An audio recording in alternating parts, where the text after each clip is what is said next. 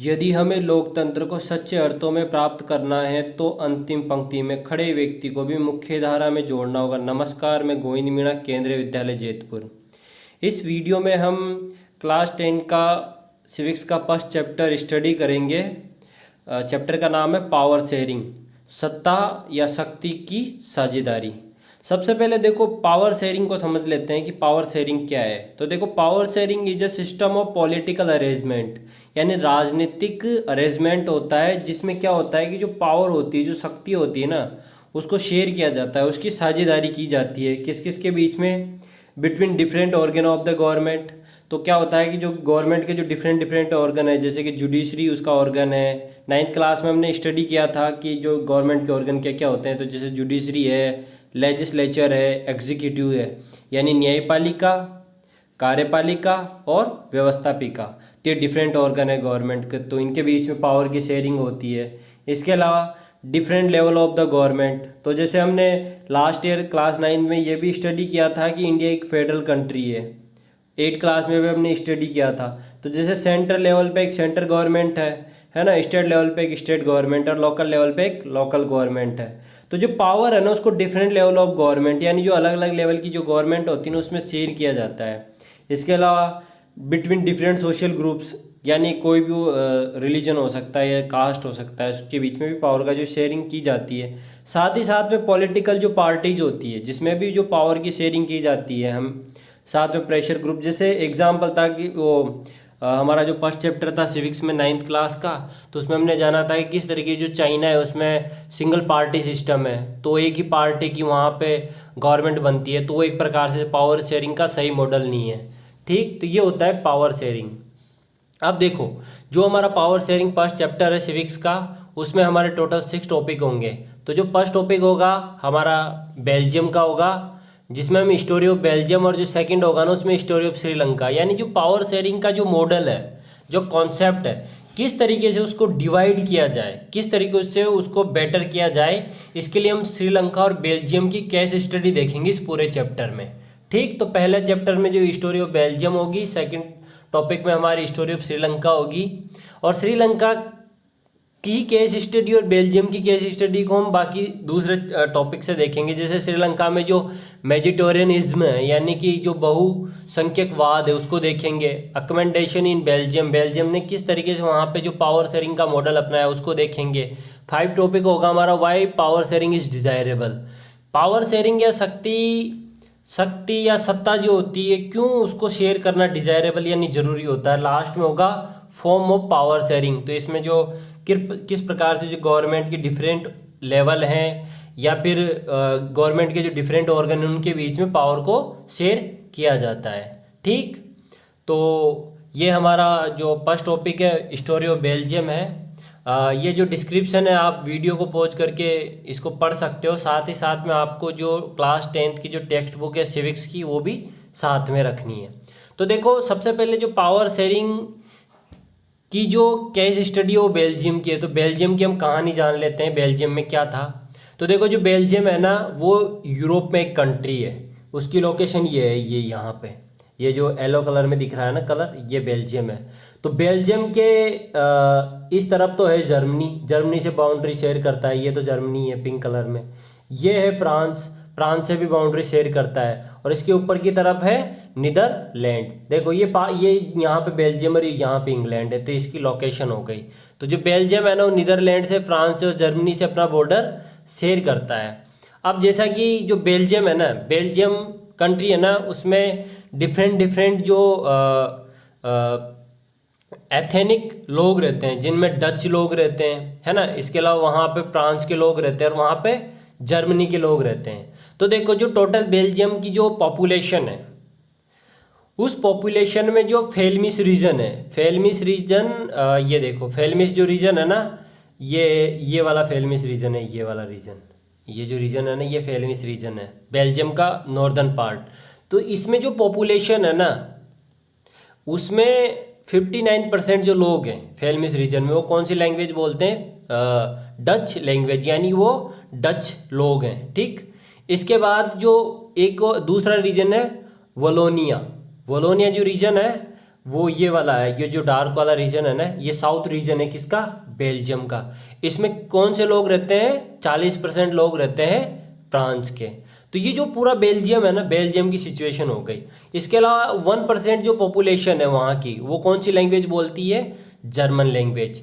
ये तो हो गई बेल्जियम की पूरी कहानी, यानी जो बेल्जियम है ना, जैसे बेल्जियम एक पूरी कंट्री है, उसकी कहानी हो गई कि इसका जो इसका ये वाला रीजन है, इस रीजन का नाम है फेलमिस जो रीजन है ना, फेलमिस रीजन की जो पॉपुलेशन है वो फेलमिस रीजन में रहने वाले लोग 59%, जो पूरा बेल्जियम है ना उसका 59% लोग हैं डच लैंग्वेज बोलने वाले, और 40% जो वोलोनिया रीजन है उसमें 40% जो लोग हैं वो है फ्रेंच बोलने वाले लोग, और बाकी हैं 1% लोग हैं वो हैं जर्मन। अब देखो ये तो उसका टोटल जो जोग्राफिकल रीजन है उसकी है। अब दूसरी जो बात है ना बेल्जियम में, वो है इसकी कैपिटल। इसके कैपिटल का नाम है ब्रुसेल्स। अब देखो जो ब्रुसेल्स है ना, ब्रुसेल्स में जितने लोग रहते हैं उसमें जो ज़्यादा पॉपुलेशन है ना वो फ्रेंच बोलने वाले लोगों की है, जो कि 80% है ब्रुसेल्स के अंदर, जबकि वहाँ पे 20% डच हैं। अब देखो दो केस स्टडी, दो सिचुएशन है। पहली सिचुएशन में तो क्या है कि जो पूरी कंट्री है बेल्जियम, उसमें से 40% जो लोग हैं वो बोलते हैं फ्रेंच, 59% जो लोग हैं वो बोलते हैं डच पूरे कंट्री के अंदर। जबकि अगर आप सिर्फ ब्रुसेल्स को देखोगे, जो कि किसकी कैपिटल है, बेल्जियम की कैपिटल, तो वहाँ पे ब्रुसेल्स में जो लोग हैं ना 80% जो लोग हैं ना वो डच फ्रांस बोलने वाले लोग हैं। यानी देखो सिंपल सी लैंग्वेज में समझते हैं, इसको सिंपल करते हैं ना, तो पूरा जो बेल्जियम है ना उसमें मेजोरिटी में, यानी जो ज़्यादा संख्या में है वो कौन से लोग हैं, डच, जिनकी पॉपुलेशन है पूरी कंट्री में 59%, क्योंकि 59% लैंग्वेज बोलने वाले लोग हैं, जबकि 40% कौन है, फ्रांस है। जबकि जो कैपिटल है ना, कैपिटल में 80% जो लोग हैं ना वो फ्रेंच बोलने वाले लोग हैं। यानी कैपिटल जो ब्रुसेल्स है बेल्जियम की, वहाँ पे तो फ्रेंच लोग ज़्यादा हैं, और जो दूसरा क्षेत्र है वहाँ पे डच लोग ज़्यादा हैं। तो ये इसकी सिचुएशन हो गई। अब क्या होता है कि जो माइनॉरिटी जो है फ्रेंच बोलने वाले, जो कि ब्रुसेल्स में रहते हैं और पूरे बेल्जियम कंट्री में रहते हैं, वो क्या है, जो माइनॉरिटी में जो फ्रेंच लोग हैं ना, ये रिच और पावरफुल है, यानी कि इनके पास पैसा भी है और इनके पास पावर भी है। तो ये क्या करते हैं कि जो पूरी बेल्जियम है ना, उसकी जो पावर है, उसकी जो गवर्नमेंट है, उसका जो पॉलिटिकल सिस्टम है, उसको अपने अंडर में ले लेते हैं। जबकि जो डच बोलने वाले लोग हैं, जो डच स्पीकिंग पीपल है, जो कम्युनिटी है, वो उसको सत्ता से बाहर रखा जाता है, उसको पावर से बाहर रखा जाता है। क्यों? क्योंकि एक तो क्या है, वो इकोनॉमिकली थोड़े कमज़ोर होते हैं और एजुकेशन में भी वो थोड़े पीछे होते हैं। तो इसके कारण क्या होता है, 1950 से लेके 1960 का जो पीरियड होता है बेल्जियम की हिस्ट्री में, वो टेंशन भरा होता है। यानी कि बेल्जियम जो है ना, वहाँ पे टेंशन क्रिएट हो जाती है, और जो डच बोलने वाले लोग हैं वो भी कहते हैं कि हमें भी उतनी पावर होनी चाहिए जितनी कि फ्रांस बोलने वाले या जो फ्रेंच बोलने वाले जो लोग हैं उनकी बराबरी हमारी पॉलिटिकल पावर होनी चाहिए। तो ये हो गई हमारी स्टोरी ऑफ बेल्जियम। यानी सिंपल सी बात है, अगर हम उसको सिंप्लीफाई करें तो सिंपल सा है कि जो बेल्जियम कंट्री है, उस कंट्री में फ्रेंच बोलने वाले लोगों की तादाद 40% के आसपास ही है, जबकि जो डच बोलने वाले लोग हैं उनकी तादाद है 59%, और जर्मन बोलने वाले लोगों की तादाद है 1%। बट जो पावर ऑफ कॉन्सेंट्रेशन है वो किनके पास है, जो 40% लोग हैं, यानी फ्रेंच जो लोग हैं, यानी पूरी पावर किनके पास है, फ्रेंच लोगों के पास। तो इसके कारण क्या होता है कि जो बेल्जियम है, बेल्जियम में भी स्पेशली जो ब्रुसेल्स है यानी कैपिटल है, वहाँ पे जो डच बोलने वाले लोग हैं, डच स्पीकिंग जो पीपल है, वो क्या कर देते हैं, विद्रोह कर देते हैं और कहते हैं कि हमें भी उतनी पावर मिलनी चाहिए जितनी पावर फ्रांस के लोगों के पास है। तो ये जो हमारी पहली केस स्टडी है वो बेल्जियम की, हमने बेल्जियम की सिचुएशन जानी।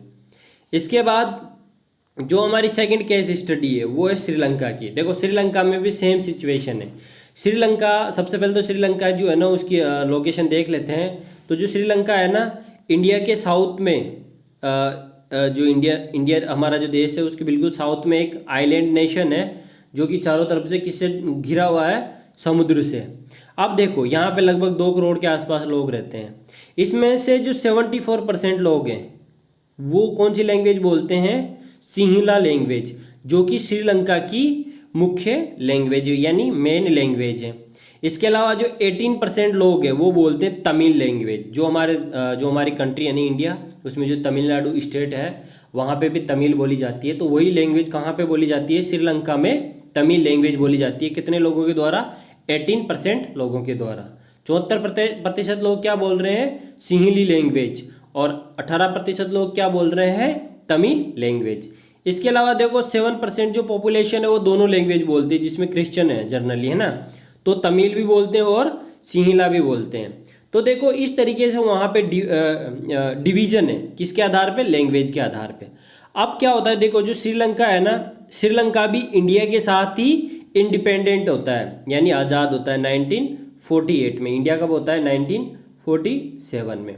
जब श्रीलंका आज़ाद होता है तो उसकी सिचुएशन ये होती है कि वहाँ पे 70% जो लोग हैं वो सिंहली लैंग्वेज बोलते हैं, 18% जो लोग हैं वो कौन सी लैंग्वेज बोलते हैं? तमिल लैंग्वेज।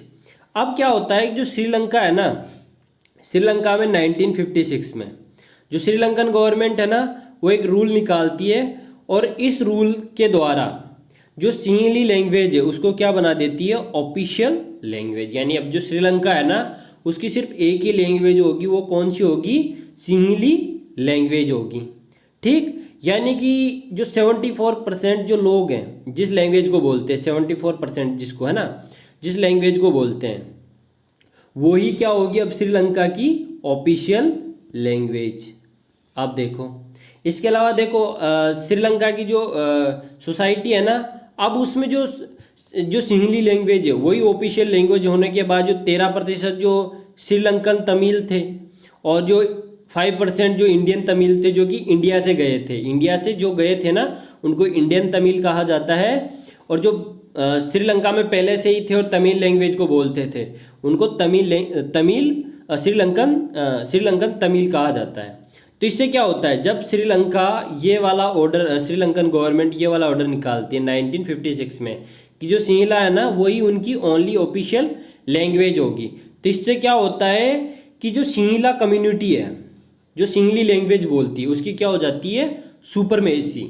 सुपरमेसी बोले तो जो पूरी पावर है ना किसके हाथ में आ जाती है? सिंहली कम्युनिटी के हाथ में। और जो सिंहली लैंग्वेज बोलने वाले जो ज़्यादातर लोग हैं ना वो कौन से रिलीजन को फॉलो करते हैं? बुद्धिज्म को। तो एक प्रकार से जो श्रीलंका है ना उसमें जो पावर है ना किसके हाथ में आ जाती है? मेजिटोरियन पीपल के हाथ में, यानी सिंहली लैंग्वेज बोलने वाले लोगों के हाथ में या बुद्धिस्ट रिलीजन को फॉलो करने वाले लोगों के हाथ में। तो देखो जो श्रीलंका था, श्रीलंका में हमने ये जाना कि पहले तो देखो जो श्रीलंका है ना उसका जो 74% जो पॉपुलेशन है वो कौन सी लैंग्वेज बोलती है? सिंहली लैंग्वेज। उसका 18% जो पॉपुलेशन है वो कौन सी लैंग्वेज बोलता है? तमिल लैंग्वेज। इस 18% पीपल में भी जो 13% पीपल है वो श्रीलंका के तमिल हैं और 5% जो लोग हैं वो इंडियन तमिल हैं। अब इसमें क्या होता है कि जैसे श्रीलंका आज़ाद होता है तो श्रीलंका में जो मेजोरिटेरियन यानी जो बहुसंख्यक होते हैं जिनकी तादाद ज़्यादा होती है तो वो सिंहला जो कम्युनिटी है ना उसको सुपरमेसी दे देते हैं और जो पूरी पावर है किसके हाथ में है? जो सिंहली लोग हैं उनके हाथों में। तो इससे क्या होता है, इससे जो तमिल लोग हैं जो कि तमिल लैंग्वेज बोलते हैं वो कितने हैं? 18% लोग। तो ये सप्रेस फील करते हैं, ये दबा हुआ फील करते हैं क्योंकि इनके पास भी पावर नहीं होती है। यानी देखो अब देखो दोनों ही केस में जो श्रीलंका का केस है, श्रीलंका का जो ये केस है तो श्रीलंका में क्या होता है कि जब पूरी पावर किसके हाथ में चली जाती है? सिंहली कम्युनिटी के हाथ में। तो 18% जो तमिल बसते हैं ना श्रीलंका के अंदर वो विरोध करना शुरू कर देते हैं और कहते हैं कि हमें भी उतनी पावर मिलनी चाहिए जितनी पावर सिंहली कम्युनिटी के पास में है। लेकिन जो सिंहली कम्युनिटी है जो श्रीलंका की में जो बुद्धिस्ट रिलीजन को फॉलो करने वाले जो लोग हैं वो तमिल लोगों को पावर नहीं देते हैं, और जब पावर नहीं देते हैं तो श्रीलंका में क्या शुरू हो जाता है? Civil war. यानी कि जो श्रीलंका के जो लोग हैं जो सिटीजन है, श्रीलंका के जो सिटीजन है वो एक दूसरे से लड़ना शुरू कर देते हैं। और ये जो सिविल वॉर है ये बहुत बुरी स्थिति अख्तियार करता है और धीरे धीरे जो श्रीलंका है ना उसमें कई सारे पॉलिटिकल ऑर्गेनाइजेशन बन जाते हैं और वो हथियार उठा लेते हैं श्रीलंका के अंदर ही। और श्रीलंका एक प्रकार से जो स्टेबल कंट्री होना चाहिए था वो अनस्टेबल कंट्री हो जाता है, उसमें इनस्टेबिलिटी आ जाती है, यानी असंतुलन आ जाता है। क्यों? क्योंकि वहाँ पे तमिल लोगों को अधिकार नहीं दिए गए, वहाँ पे जो तमिल कम्युनिटी थी उनको भी बराबर पावर नहीं दी गई। यानी कि एक सिंपल लैंग्वेज में बोले तो वहाँ पे पावर शेयरिंग का मॉडल नहीं अपनाया गया। अब देखो, हमने जो श्रीलंका और जो बेल्जियम का केस देखा तो दोनों ही केस में क्या था, जैसे बेल्जियम वाले केस में था कि जो पूरी पावर थी वो किसके हाथ में है, जो फ्रेंच लैंग्वेज बोलते हैं। यानी कि बेल्जियम में भी जो पावर है ना किसके हाथ में है, फ्रेंच बोलने वाले लोगों के हाथ में। तो डच लोगों के हाथ में यहाँ में भी पावर नहीं है, तो इसके कारण भी क्या हुआ, बेल्जियम में कन्फ्लिक्ट हुआ, लड़ाई शुरू हो गई। सेम सिचुएशन श्रीलंका में है। श्रीलंका का भी जब हमने केस देखा तो श्रीलंका में भी जो सुपरमेसी किसकी है, सिंहली कम्युनिटी की, जो कि सिंहली लैंग्वेज बोलने वाले लोगों की सुपरमेसी है। यानी कि इन्होंने भी जो तमिल थे ना श्रीलंका में रहने वाले, उनको अधिकार नहीं दिए या फिर उनकी जो लैंग्वेज थी उनको स्टेटस नहीं दिया। तो दोनों ही देशों में मेजोरिटेरियन जो लोग थे, जिनकी संख्या ज़्यादा थी, जिनकी जैसे डिफरेंट केस थे, जैसे कि श्रीलंका में तो जो मेजोरिटेरियन लोग थे जिनकी तादाद ज़्यादा थी, उन्होंने जो पूरी पावर थी अपने पास में रखी श्रीलंका में। तो जबकि जो बेल्जियम में फ्रेंच लोग पॉपुलेशन में कम थे, जो बेल्जियम था ना वहाँ पे जो फ्रेंच लोग थे ना वो पॉपुलेशन में कम थे, लेकिन फिर भी उन्होंने क्या किया, जो पावर थी ना अपने हाथ में रखी। यानी कि दोनों ही देशों में जो पावर थी ना एक पर्टिकुलर कम्युनिटी के हाथ में थी। बेल्जियम में थी फ्रेंच पीपल के हाथ में, और श्रीलंका था उसमें थी पावर सिंहली कम्युनिटी के हाथ में। देखो, ये जो 1980 का जो दौर था, यहाँ पे एक ऑर्गेनाइजेशन बना था, उसका नाम था liberation tiger of Tamil Eelam. ये जो लिट्ठे भी कहते हैं इसको, ये जो लिट्ठे था ना, इसने श्रीलंका में काफ़ी मतलब सशस्त्र विद्रोह किया है, मतलब आर्म्ड हथियारों के साथ श्रीलंका के लोगों को ही मारना शुरू किया। कई सारे लोगों को इन्होंने अगवा किया, किडनैप किया, ये लूट मार भी करते थे और श्रीलंका के लोगों की हत्या भी करते थे, और जो उससे वसूली जो होती थी वो भी ये सारे काम श्रीलंका के अंदर करते थे। 2008 में जाके जो इनका जो लीडर था उसकी हत्या, उसको मारा गया, और ये जो ऑर्गेनाइजेशन उसको उससे सरेंडर करवाया गया। पर देखा जाए तो जो श्रीलंका है ना उसमें एक लंबे समय तक सिविल वॉर की सिचुएशन रही। क्यों? क्योंकि वहाँ पे जो तमिल लोग थे उनको अधिकार शुरू में नहीं दिए गए। अब देखो, जो श्रीलंका था, श्रीलंका और जो बेल्जियम थी, दोनों ही केस स्टडियों को देखने के बाद अब जैसे क्या क्या जो मेजर थे अपनाए गए। जैसे जो बेल्जियम था, तो बेल्जियम में जो टेंशन क्रिएट हुई, जैसा कि हमने पढ़ा था बेल्जियम के बारे में कि बेल्जियम में जो पूरी पावर किसके हाथ में थी, फ्रेंच लोगों के हाथ में। तो 1950 से लेके 1960 का जो दौर था बेल्जियम का, वहाँ पे टेंशन चली और कई सारे लोगों की जानें भी गई। क्यों? क्योंकि जो बेल्जियम के लोग थे वो क्या चाहते थे, बराबर पावर चाहते थे। यानी जो डच लोग थे वो भी क्या चाहते थे कि उनका भी जो स्टेटस है वो भी किन के बराबर हो, फ्रेंच पीपल के बराबर में। तो जो 1950 से लेके 1960 तक का जो दौर था बेल्जियम का, उसमें टेंशन थी। तो धीरे धीरे फिर जो फ्रेंच कम्युनिटी और जो डच कम्युनिटी थी दोनों साथ में आए और उन्होंने कई सारे एग्रीमेंट किए। तो जो 1970 से लेकर 1993 तक बेल्जियम में कॉन्स्टिट्यूशन बना और उसमें कई सारे संविधान संशोधन किए गए। और धीरे धीरे क्या किया गया कि जो बेल्जियम में जो पावर शेयरिंग थी ना उसका मॉडल अपनाया गया, और बेल्जियम में रहने वाले तीनों लोग, जर्मन, फ्रेंच और डच, तीनों के बीच में जो पावर थी ना उसको इक्वल डिस्ट्रीब्यूशन कर दिया गया। तो ये अकोमोडेशन का जो मॉडल था वो देखो इस तरीके से था, जैसे कि जो मॉडल था, तो देखो जो कॉन्स्टिट्यूशन था ना उसमें जो डच और जो फ्रेंच पीपल थे, तो इसके जो मिनिस्टर थे, यानी कि जो सेंट्रल गवर्नमेंट थी बेल्जियम की, तो जो सेंट्रल गवर्नमेंट है ना बेल्जियम की, तो इसमें जो डच बोलने वाले और जो फ्रेंच बोलने वाले जो मिनिस्टर होंगे ना उनकी इक्वल पावर होगी। अब देखो इक्वल पावर होगी तो कोई भी जो डिसीजन लिया जाएगा सेंट्रल गवर्नमेंट के द्वारा, तो उसमें इक्वल रिप्रेजेंटेशन होगा डच स्पीकिंग पर लोगों का भी और फ्रेंच स्पीकिंग लोगों का भी। तो इससे क्या होगा कि कोई भी एक कम्युनिटी मनमाने तरीके से फैसला या डिसीजन नहीं लेगी। तो पहला जो बेल्जियम देश था, उसने जो पहला इनिशिएटिव लिया, ये जो मॉडल अपनाया, वो क्या था कि डच और जो फ्रेंच बोलने वाले जो मिनिस्टर होंगे उनकी क्या होगा, रिप्रेजेंटेशन इक्वल होगा। देखो ये जो एग्जाम है ना, एग्जाम में जब आपसे पूछा जाए कि अकोमोडेशन इन बेल्जियम, तो ये जो 5 पॉइंट है ना, ये जो 4 पॉइंट है, इनको ऐसा का ऐसा ही आपको लिख देना है। तो पहला इनिशिएटिव क्या था, डच और जो फ्रेंच बोलने वाले लोग थे उनके मिनिस्टर क्या होंगे, इक्वल होंगे और उनकी पावर भी इक्वल होगी। इसके अलावा जो सेकंड था, many power of the central government have been given to state government of the 2 region of the country. अब देखो, जैसा कि हमने बेल्जियम का केस देखा था, तो देखो बेल्जियम में 2 टाइप की गवर्नमेंट थी। एक टाइप की गवर्नमेंट थी तो ब्रुसेल्स में, जहाँ पे फ्रेंच पॉपुलेशन ज़्यादा थी और पूरी पावर जो थी उसके पास ही थी, फ्रेंच लोगों के पास में, तो वो थी सेंटर गवर्नमेंट। इसके अलावा ये वाला जो पार्ट है येलो कलर का, ये था फेल्मिस, जिसे डच बोलने वाले लोग रहते थे, और जो नीचे वाला जो पार्ट है रेड कलर में, ये था वलोनिया, इसमें रहने वाले लोग थे फ्रेंच स्पीकिंग। तो ये थी स्टेट गवर्नमेंट। तो जो सेंटर गवर्नमेंट और जो स्टेट गवर्नमेंट थी कहाँ पे, बेल्जियम में, उसको भी इक्वल रिप्रेजेंटेशन दिया गया। यानी कि जो सेंटर गवर्नमेंट थी बेल्जियम की और जो स्टेट गवर्नमेंट थी उसको भी क्या दिया गया, इक्वल रिप्रेजेंटेशन।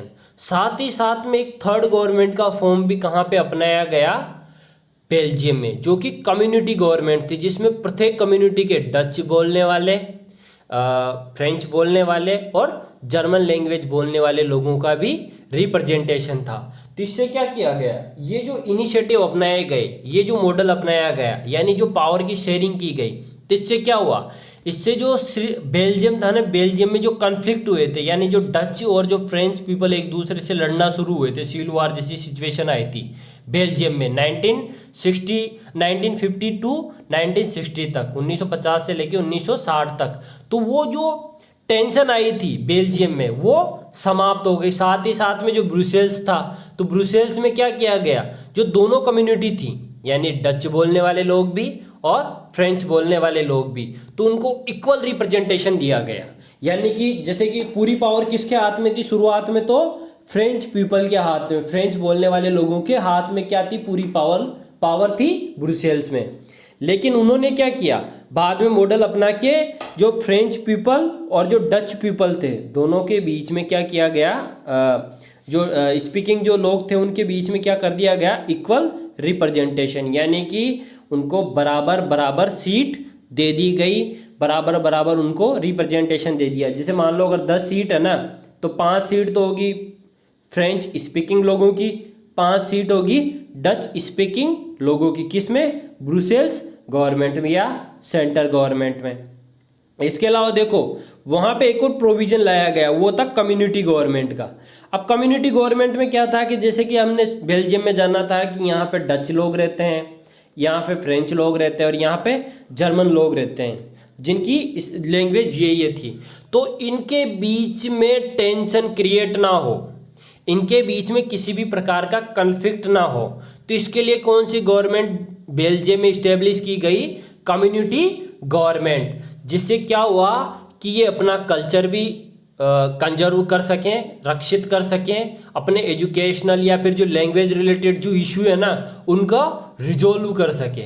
यानी वो इस तरीके से वहाँ पे ये जो कम्युनिटी गवर्नमेंट थी, इनके बीच में किसी भी प्रकार का जो कन्फ्लिक्ट आता था या जो समस्या आती थी इनके बीच में, एक दूसरे के बीच में, डच, जर्मन और फ्रेंच स्पीकिंग लोगों के बीच में, तो उसको रिजोल्व करती थी, उसका समाधान करती थी। तो इस तरीके से जो बेल्जियम में जो कन्फ्लिक्ट हुआ था उसको बेल्जियम ने इस कन्फ्लिक्ट को समाप्त कर दिया। लेकिन श्रीलंका ऐसा नहीं कर पाया। जैसा बेल्जियम ने किया ना, जिस तरीके से बेल्जियम ने पावर की शेयरिंग कर दी वहाँ की डच और जो कम्युनिटी थी दूसरी कम्युनिटी उनके बीच में, लेकिन श्रीलंका ऐसा नहीं कर पाया। तो इससे क्या हुआ, श्रीलंका में सिविल वॉर की सिचुएशन आई और श्रीलंका में लंबे दौर तक सिविल वॉर चला। मैं आपको बता देना चाहता हूँ कि 1987 में श्रीलंका में जब सिविल वॉर चल रहा था, यानी वहाँ के लोग एक दूसरे से लड़ रहे थे, यानी कि एक प्रकार से जो श्रीलंका की आर्मी जो श्रीलंका के आर्म्ड फोर्स और जो लिट्ठे ऑर्गेनाइजेशन थे, ये एक दूसरे से हथियारों से लड़ रहे थे। तो उस समय में श्रीलंका में शांति स्थापित करने के लिए या पीस को इस्टेब्लिश करने के लिए भारत से आर्मी गई थी, शांति सेना गई थी भारत से 1987 में। तो भारत के जो सैनिक वहाँ पे गए थे ना शांति स्थापित करने के लिए, तो कई सारे जो भारत के सैनिक थे ना श्रीलंका में, उनकी मौत हो गई थी, क्योंकि वहाँ पे सिविल वॉर चल रहा था। और श्रीलंका, भारत की जो शांति सेना गई थी, पीस कीपिंग फोर्स गई थी, वो श्रीलंका में शांति स्थापित करने के लिए गई थी, लेकिन भारत के कई सारे सिपाही मारे गए इस दौरान। तो श्रीलंका ने जो बेल्जियम ने क्या किया, डिफरेंट जो कम्युनिटी थी उनको इक्वल पावर दे दिया। डिफरेंट टाइप की जो गवर्नमेंट थी, सेंटर स्टेट गवर्नमेंट, उनको भी इक्वल रिप्रेजेंटेशन दे दिया, इक्वल पावर दे दी। तो बेल्जियम में तो क्या हुआ, जो कन्फ्लिक्ट था, जो प्रॉब्लम्स थी बेल्जियम के अंदर, वो समाप्त हो गई। लेकिन श्रीलंका ने ऐसा नहीं किया। अगर श्रीलंका भी ऐसा करता, यानी वो भी तमिल लोगों को इक्वल राइट दे देता सिंहला कम्युनिटी के बराबर, तो उससे क्या होता कि श्रीलंका है ना, वहाँ पे भी सिविल वॉर नहीं होता। तो देखो इस तरीके से जो बेल्जियम था ना, उसने जो पावर शेयरिंग का जो मॉडल था ना, उसको अपनाया। तो दोनों ही केस स्टडी को अगर हम देखें, अगर उसको हम इंडिया के कंटेस्ट में देखें, इंडिया में उसका एग्जाम्पल लें, तो अगर मान लो जैसे इंडिया में मेजोरिटेरियन जो लोग हैं ना, वो हिंदू हैं, हिंदू रिलीजन को फॉलो करने वाले लोग 80% है। अगर हम भी हिंदू मेजोरिटेरियन पावर को इस्टेब्लिश करें इंडिया में, तो सेम सिचुएशन हमारे देश में भी पैदा हो सकती है। या ये तो हो गई श्रीलंका, जैसे श्रीलंका ने क्या किया, 74% के लोग कौन थे वहाँ पे, सिंहली बोलने वाले लोग थे। तो जैसे हमने भी हमारे देश में जो 80% जो लोग हैं ना, वो हिंदू रिलीजन को फॉलो करने वाले हैं, तो इनकी गवर्नमेंट हम इस्टेब्लिश कर देते हैं श्रीलंका के समान।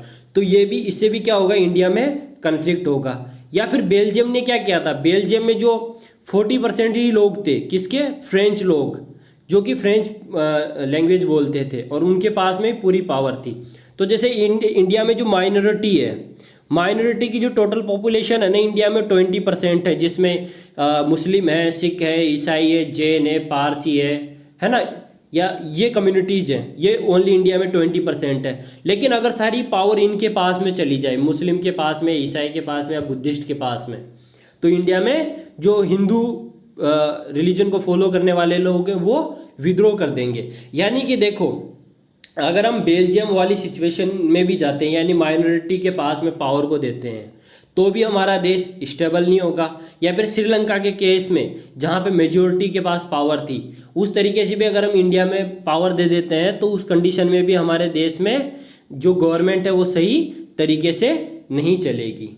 तो हमें हर हाल में जो पावर है ना उसको शेयर करना ही पड़ेगा। जैसे हमने शुरू में देखा था ना कि जो पावर का डिस्ट्रीब्यूशन है वो हमें गवर्नमेंट के डिफरेंट ऑर्गन में भी उसकी पावर की शेयरिंग करनी पड़ेगी। हमको उसको डिफरेंट जो लेवल है गवर्नमेंट के उसमें भी पावर शेयरिंग करनी पड़ेगी। जो डिफरेंट सोशल ग्रुप है उसमें भी पावर शेयरिंग करनी पड़ेगी। और डिफरेंट जो पॉलिटिकल पार्टी या प्रेशर ग्रुप है उनके बीच में भी हमें जो पावर है ना उसकी शेयरिंग करनी पड़ेगी। अगर हम पावर का शेयरिंग नहीं करेंगे तो श्रीलंका जैसी सिचुएशन पैदा होगी, या बेल्जियम में जो शुरुआत में जो सिचुएशन थी वो पैदा होगी, यानी कहीं ना कहीं प्रकार से कन्फ्लिक्ट होगा। तो देखो ये जो सिचुएशन थी श्रीलंका की और बेल्जियम की जो केस स्टडी थी, उसको देखने के बाद और उसको भारत में अप्लाई करने के बाद जो हमारा पांचवा टॉपिक है वो कहता है why power sharing is desirable.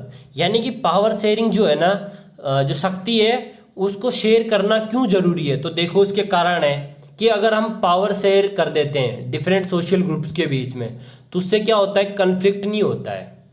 Conflict मतलब संघर्ष नहीं होता है, एक दूसरे के बीच में विद्रोह नहीं होता है। जैसे मान लो अगर श्रीलंका भी तमिल को और जो तमिल कम्युनिटी है उसको बराबर पावर दे देता श्रीलंका भी, तो वहाँ पे किसी भी प्रकार का कन्फ्लिक्ट नहीं होता। तो पावर शेयरिंग करने से क्या होता है, जो कन्फ्लिक्ट है वो रिड्यूस होता है। इसके अलावा पावर शेयरिंग क्या है, वेरी स्पिरिट ऑफ डेमोक्रेसी।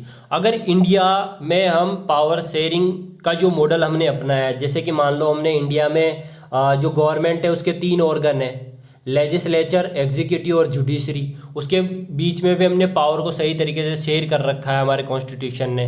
इसके अलावा 3 टाइप की गवर्नमेंट है, सेंट्रल गवर्नमेंट, स्टेट गवर्नमेंट और लोकल गवर्नमेंट। तो इनके बीच में भी हमने पावर को सही तरीके से डिवाइड कर रखा है और उसको कॉन्स्टिट्यूशन में लिख रखा है। तो इससे क्या है, हमारे देश की डेमोक्रेसी सही तरीके से रन करती है। तो ये जो पावर शेयरिंग जो हमने कर रखी है ना, तो ये क्या है, वेरी स्पिरिट ऑफ डेमोक्रेसी। इसके अलावा देखो जो पावर शेयरिंग करते हैं तो इससे क्या होता है कि जो कन्फ्लिक्ट होते हैं किन के बीच में, जो एथनिक ग्रुप होते हैं जिनके बीच में भी ये जो कन्फ्लिक्ट है ना वो भी कम हो जाते हैं। इसके अलावा ये जो पावर शेयरिंग हम करते हैं तो इससे पॉलिटिकल स्टेबिलिटी आती है। पॉलिटिकल स्टेबिलिटी जब भी किसी कंट्री के अंदर आती है तो गवर्नमेंट सही तरीके से रन करती है, और जब पॉलिटिकल स्टेबिलिटी आती है तो कंट्री भी सही तरीके से डेवलपमेंट करती है। जैसे पॉलिटिकल स्टेबिलिटी नहीं थी श्रीलंका में, क्योंकि श्रीलंका ने तमिल्स लोगों को पावर नहीं दी थी। और उसी तरीके से 1970 से पहले जो बेल्जियम था ना, बेल्जियम में भी पॉलिटिकल स्टेबिलिटी नहीं थी। क्यों? क्योंकि बेल्जियम ने भी क्या किया कि वहाँ पे सिर्फ जो फ्रेंच पीपल के जो लोग थे ना उन्हीं को पावर दे रखी थी, तो वहाँ पे भी पॉलिटिकल स्टेबिलिटी नहीं थी। इसके अलावा जो वायलेंस होता है वो भी प्रॉब्लम समाप्त हो जाती है। जैसे श्रीलंका में सिविल वॉर हुआ, तो सिविल वॉर हुआ ना तो लाखों लोग मरे श्रीलंका के अंदर। बेल्जियम में भी 1970 से पहले कई सारे लोगों की मौत हुई। तो जो वायलेंस होता है ना वो भी समाप्त हो जाता है, किसके कारण, जब हम पावर को शेयर कर लेते हैं। ठीक।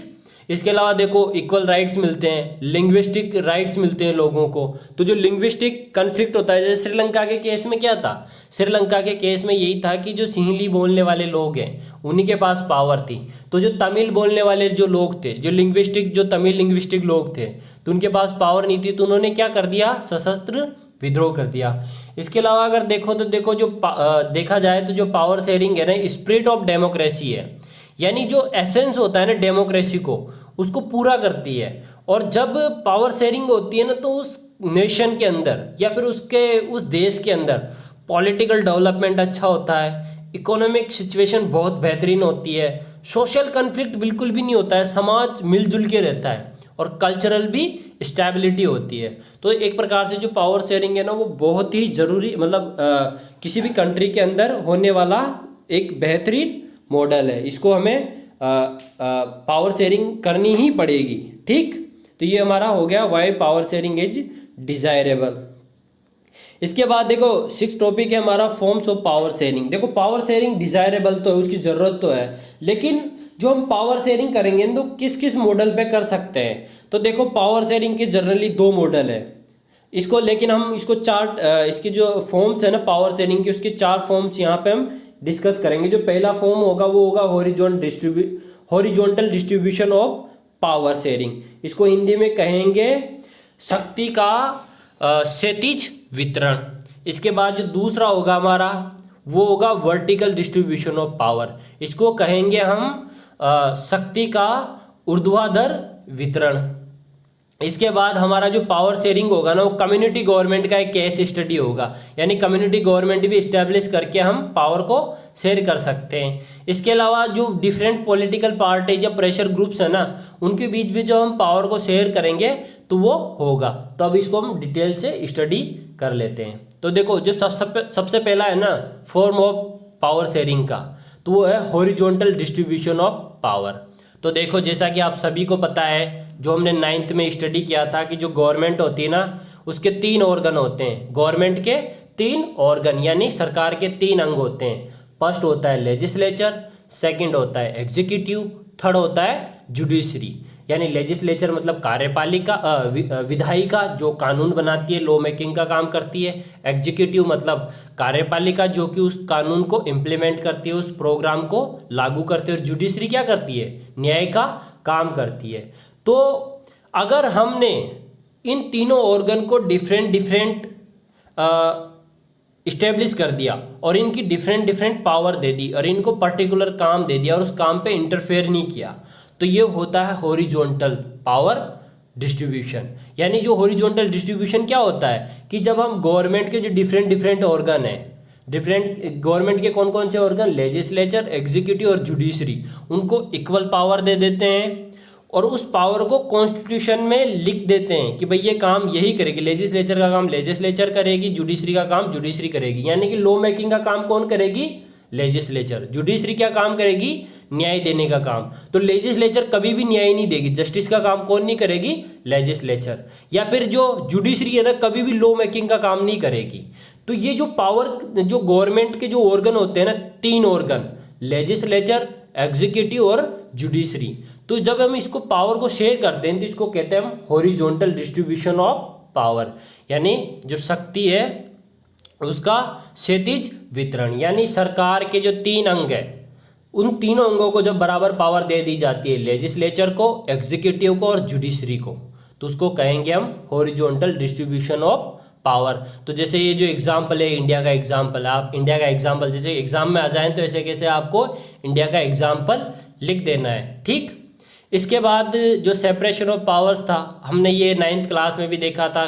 तो एक प्रकार जो सेपरेशन ऑफ पावर होता है ना, उसमें कुछ भी नहीं होता है, पावर को डिवाइड कर दिया जाता है। जो गवर्नमेंट के जो डिफरेंट ऑर्गन होते हैं, जो अंग होते हैं सरकार के, जो एग्जीक्यूटिव है तो एग्जीक्यूटिव को उसका काम दे दो, जुडिशरी को उसका काम दे दो, लेजिस्लेचर का उसको काम दे दो। तो इससे क्या होता है? The balance of power between 3 organ. तो इससे क्या होता है?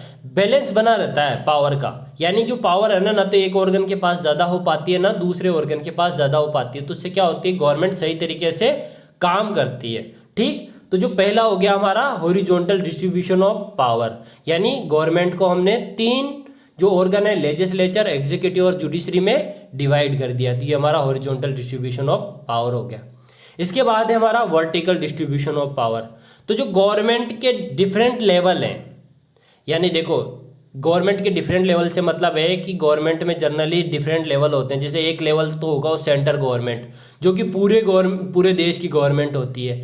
फिर जैसे दूसरा जो लेवल होता है ना, वो स्टेट गवर्नमेंट होता है। जैसे बेल्जियम में हमने देखा था, तो बेल्जियम में जब अकमेंडेशन हुआ था ना, तो बेल्जियम का अकमेंडेशन कुछ इस प्रकार से था।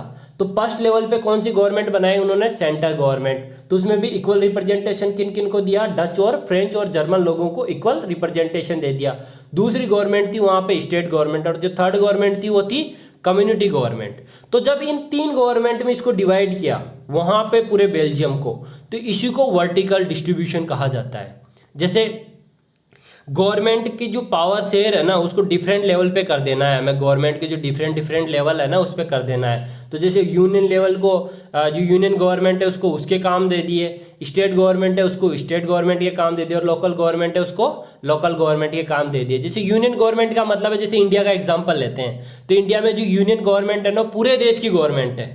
वो सिर्फ उसके जो सब्जेक्ट हैं जिसपे उसे काम करना है, जैसे हमारा नेक्स्ट चैप्टर आएगा ना फेडरलिज्म, उसमें हम और ज़्यादा स्टडी से इस टॉपिक को स्टडी करेंगे। वहाँ पे हमारा और भी जो नेक्स्ट वीडियो आएगी ना इस चैप्टर की, नेक्स्ट चैप्टर की, उसमें आपको और ज़्यादा डिटेल मिलेगी। तो जो यूनियन गवर्नमेंट है ना, उसी के सब्जेक्ट में काम करेगी, उससे बाहर जाके काम नहीं करेगी। स्टेट जो गवर्नमेंट है वो भी उसी के सब्जेक्ट में काम करेगी, और लोकल गवर्नमेंट है वो भी उसी के सब्जेक्ट में काम करेगी। जैसे आपको एक बार फिर से रिवीजन करा देता हूँ। लोकल गवर्नमेंट जो है हमने 6th में स्टडी किया था, 7th में हमने स्टेट गवर्नमेंट को स्टडी किया था, और जब क्लास 8 में आए थे हम, तो यूनियन गवर्नमेंट को हमने स्टडी किया था।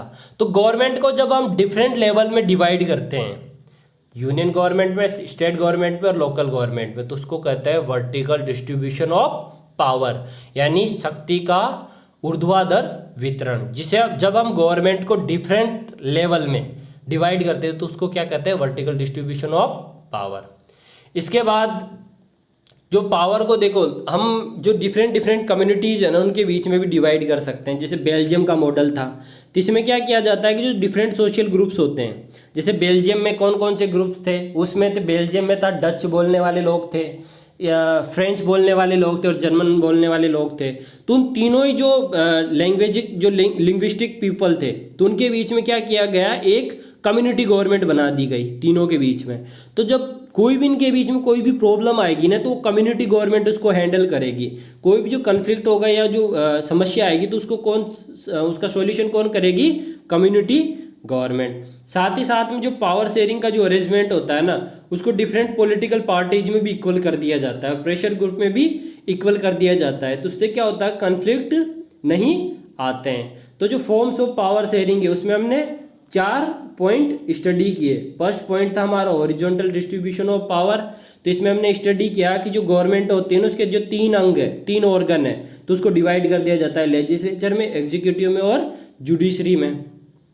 जो हमारा सेकंड था वो वर्टिकल डिस्ट्रीब्यूशन ऑफ पावर था। तो इसमें हमने जो गवर्नमेंट के जो लेवल है उसको किस में डिवाइड किया है, यूनियन गवर्नमेंट में, स्टेट गवर्नमेंट में और लोकल गवर्नमेंट में। देखो यहाँ पे कंफ्यूज नहीं होना है, जब मैं वर्टिकल डिवीजन की बात कर रहा हूँ तो गवर्नमेंट लेवल की बात कर रहा हूँ, गवर्नमेंट लेवल। और जब मैं बात कर रहा हूँ हॉरिजॉन्टल डिवीजन की, तो मैं बात कर रहा हूँ गवर्नमेंट के ऑर्गन, यानी गवर्नमेंट सरकार के अंग। और जब मैं बात कर रहा हूँ तो सरकार के वर्टिकल की बात कर रहा हूँ तो सरकार के स्तर। ठीक, इसके बाद हमने ये कम्युनिटी गवर्नमेंट को जाना, और लास्ट में जो पॉलिटिकल पार्टीज और जो प्रेशर ग्रुप्स होते हैं ना उनके बीच में भी जो पावर्स है ना उसको इक्वल डिस्ट्रीब्यूट कर दिया जाता है, ताकि किसी भी प्रकार का क्या ना हो, कन्फ्लिक्ट इनके बीच में ना हो। तो देखो एक प्रकार से जो पावर शेयरिंग जो होती है, पावर शेयरिंग को हम हॉरिजॉन्टल डिस्ट्रीब्यूशन करेंगे। तो हॉरिजॉन्टल जब हम डिस्ट्रीब्यूशन करेंगे तो हॉरिजॉन्टल डिस्ट्रीब्यूशन होगा गवर्नमेंट की जो अंग हैं, जो ऑर्गन है, तो लेजिस्लेचर, एग्जीक्यूटिव और जुडिशरी में उसको हम डिवाइड कर देंगे। और जब हम वर्टिकल पावर की बात करेंगे, वर्टिकल डिस्ट्रीब्यूशन की बात करेंगे, तो गवर्नमेंट के लेवल की बात करेंगे, गवर्नमेंट के लेवल की, यानी स्तर के। तो जैसे सेंट्रल लेवल गवर्नमेंट में हमने पावर को डिवाइड कर दिया, स्टेट गवर्नमेंट है तो उसमें डिवाइड कर दिया, लोकल गवर्नमेंट है तो उसमें डिवाइड कर दिया। जबकि जो कम्युनिटी गवर्नमेंट है ना उसमें क्या था कि जो different different caste, social group या स्पीकिंग जो लिंग्विस्टिक जो ग्रुप है उनके बीच में पावर को डिवाइड किया गया है। और पॉलिटिकल पार्टीज और जो प्रेशर ग्रुप है उनके बीच में भी हमने पावर को शेयर कर दिया है। तो इस तरीके से जो फॉर्म ऑफ पावर शेयरिंग है वो भी हमारा कंप्लीट हो जाता है। ठीक, तो ये हमारा चैप्टर कंप्लीट हो गया है। इस चैप्टर देखो इस चैप्टर का एक बार रिवीजन कर लेते हैं कि इस चैप्टर में हमने क्या क्या स्टडी किया। तो सबसे पहले हमने जो पावर शेयरिंग है ना उसका इंट्रोडक्शन दिया। तो पावर शेयरिंग क्या, एक पॉलिटिकल अरेंजमेंट है, एक राजनीतिक व्यवस्था है जिसमें पावर जो है ना उसको शेयर किया जाता है। उस जो शक्ति है ना, जो सत्ता है उसको शेयर किया जाता है, उसकी साझेदारी की जाती है। किस किस के बीच में, डिफरेंट ऑर्गन ऑफ गवर्नमेंट।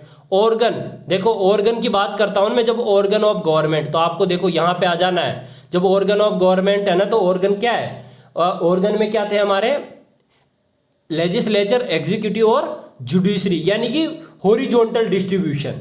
यानी जब हम बात कर रहे हैं किसकी, ऑर्गन ऑफ द गवर्नमेंट की, तो कौन सा डिस्ट्रीब्यूशन है, हॉरिजॉन्टल डिस्ट्रीब्यूशन। जब हम बात कर रहे हैं किसकी, लेवल ऑफ द गवर्नमेंट, तो ये होगा वर्टिकल डिस्ट्रीब्यूशन।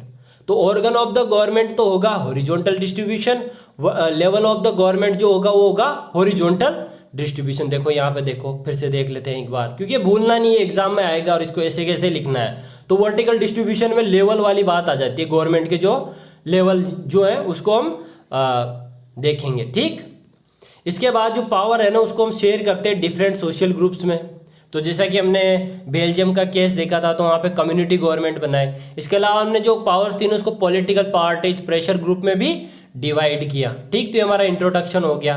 फिर जो हमारा फर्स्ट केस स्टडी थी वो बेल्जियम की थी। तो बेल्जियम में जो मैक्सिमम पॉपुलेशन है, जो मेजोरिटी में जिसकी पॉपुलेशन ज़्यादा है, तो वो कौन है, डच बोलने वाले लोग हैं।